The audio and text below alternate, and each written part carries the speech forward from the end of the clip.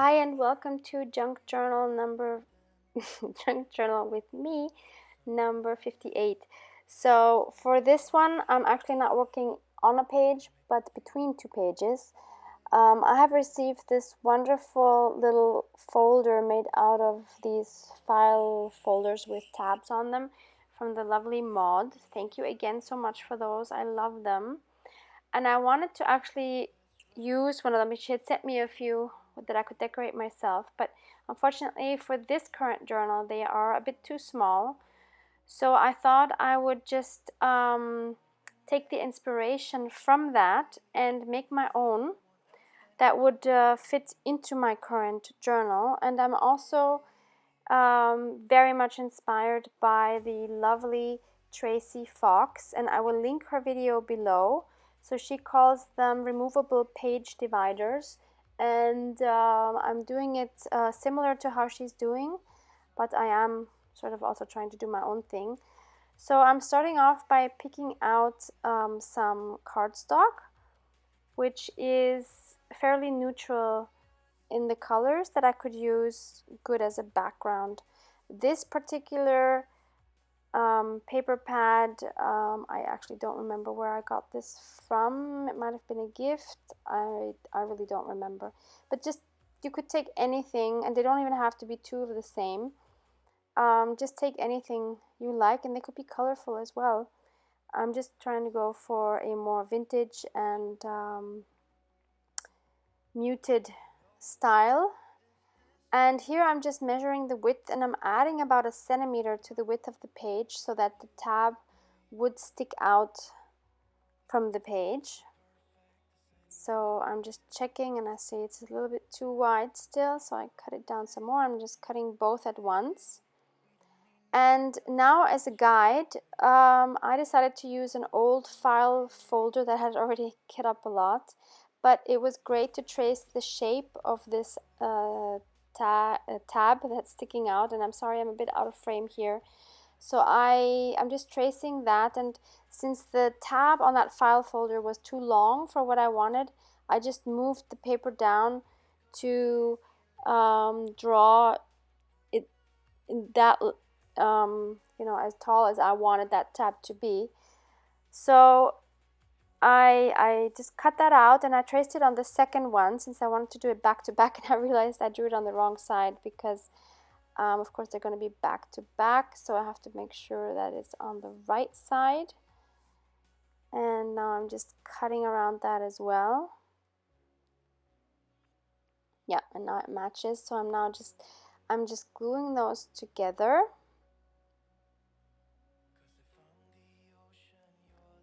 And then I'm gonna ink up the sides to make it look more vintagey. And this was so easy to make. Even if you don't have a file folder at hand with that tab shape, you can just draw it on your own. I mean, it's really not that difficult. So, and also you don't even have to do the rounded corners. You could even just have a tab sticking out straight. So this was so much fun to make. I really love how this turned out, and I don't think it will be the last one that I'll be making. So the next step was I wanted to decorate it, and I had recently purchased this lovely acrylic drawer set with 2 drawers that I had gotten from Urban Outfitters. I was actually waiting to get a battery changed for my hubby's watch, and they said they were going to take an hour, and it was 9:30 in the morning, and the only shop that was open was the Urban Outfitters. So I just decided to walk in, and I actually bought quite a few stuff there. I didn't know they had so much like stationery items, and I bought a backpack for my laptop and another bag and this, and then some post-its and stickers. Oh my god.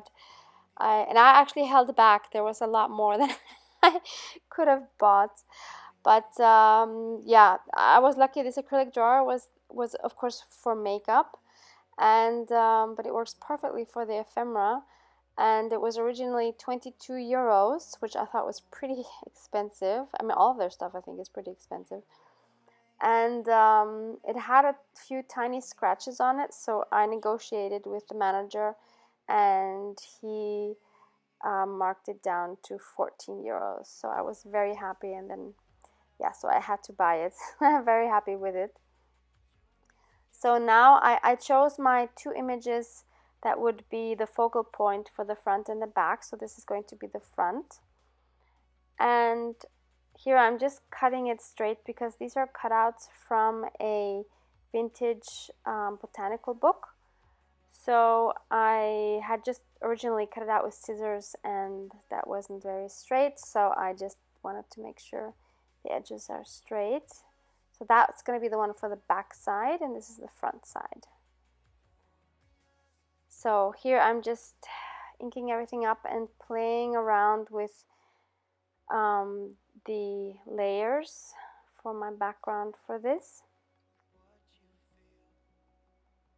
And I wasn't really digging that, so I went to my treasure scrap box and I chose some more paper that might work better. So I have some here with some original handwriting from 1926 from the flea market, and I have some leftover pieces of the coffee dyed envelope where the mishap happened on one of my previous videos with the window that I melted by mistake. So that was one of the bits I tore off and saved. And yeah, just putting bits down, and I think now I'm just about where I want everything to be, more or less. So now I'm just inking everything up as usual and gluing everything down. And I've really sped these things up because I don't think you need to watch me. It's kind of boring.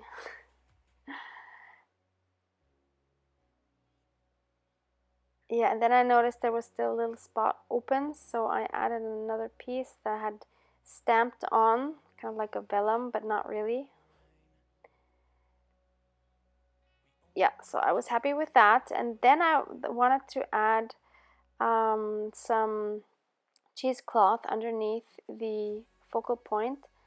And usually I would cut this, but I always see Gail Augustinelli, you might, or you probably know her. She tears her fabric, and so I thought I'd give it a try. So I must say what I don't really like about tearing these is how they curl up on the sides. So I don't know if I'll keep doing that or just cutting it. I don't know. Kind of has it does add charm, the curling, somehow, because it just looks more used and vintage. I don't know yet how I feel about it, to be honest. So here I'm just kind of straightening out a little bit and making it look a little more straight all around. And yep, I really love that. And I just love when something adds a little more texture or a different texture to what's already there. That's always so much fun, because it's nice to touch and feel different structures and different textures, right? So now I just glued both on with my tacky glue, and I really loved how that turned out for the front side. And now I wanted to put equal attention to the back side, and I'm doing pretty much exactly the same thing, but with different papers and different images.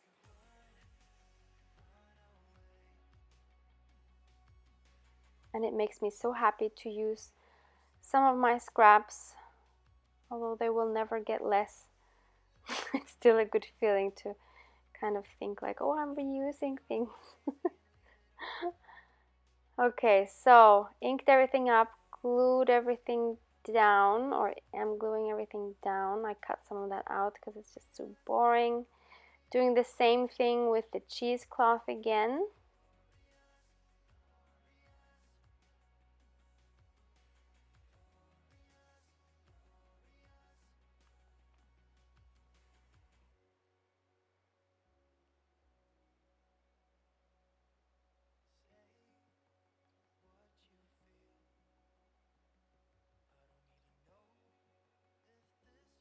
Okay, ready with that. I'm just gonna glue that down as well.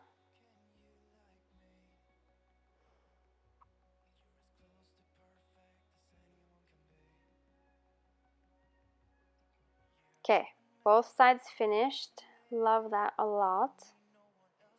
And now I wanted to, also looking back at Maud's, I love how she has the lace on the back, or on the spine actually, because hers is a booklet. I really liked how she did that. So I wanted to do that on mine as well. And I decided to go for this wider one and just wrap it around the edge, so you could see it in the front and the back.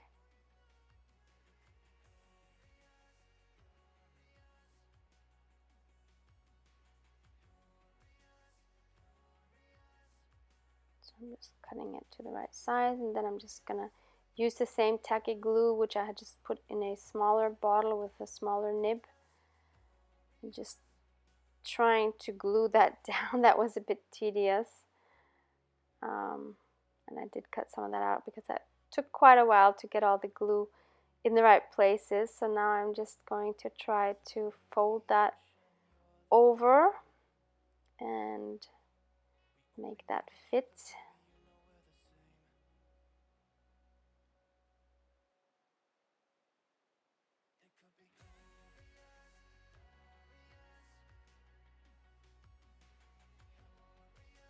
Okay, now I'm just cutting those to size, and so that was that part. And then I thought I wanted to put a charm on it like she's done, and I really love that noise it makes when it clatters against when the charm clatters against this like cardboard.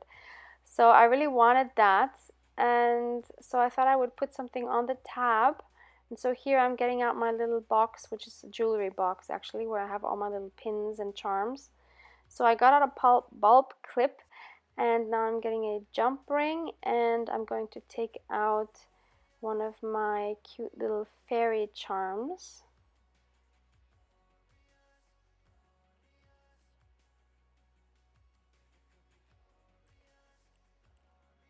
And I'm just going to put my eyelet through.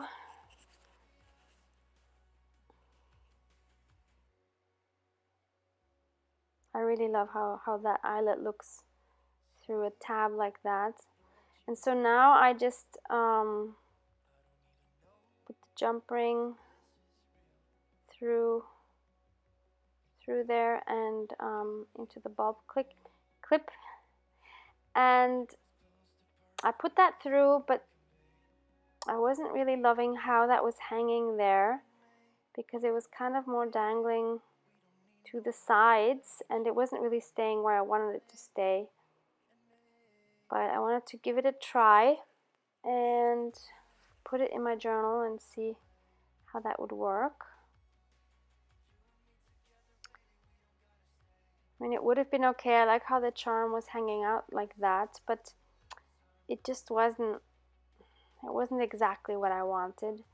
So I took it off again and I came up with something else. So I have these tiny tags. I have this tiny tag punch, and I made these tiny tags for something else, and I had 4 of these left over. And so I decided to go with this yellow one just because the yellow worked so well. And I'm taking some twine and threading it through, and then I'm just gonna tie that through that little hole and add that to the tab. And that actually worked much better. So that stayed where it was supposed to stay, and it gave a cute little accent. And you would also be able to see it sticking out of the journal. So when I close that, you can see it is still peeking out of the side, and I think that's very cute. But then when I had that and I thought I was done again, I had another idea. And so I took out my little cigar box where I had some pre-printed little words, and I took some out and I was trying to see which one might work for that tab. It had to be a very short one because I didn't want the little bird to cover it up. So I decided to go with this one that says love, and I'm just inking it and sticking that on. And now it's finally done. So I'm really loving that a lot. And I love how you can just place it anywhere you want, kind of like a bookmark. So yeah, that is that. And if you do want to have fun, it's such an enjoyable process. So thanks so much for watching and have a lovely day. Bye. We only need each other, baby, you know we're the same.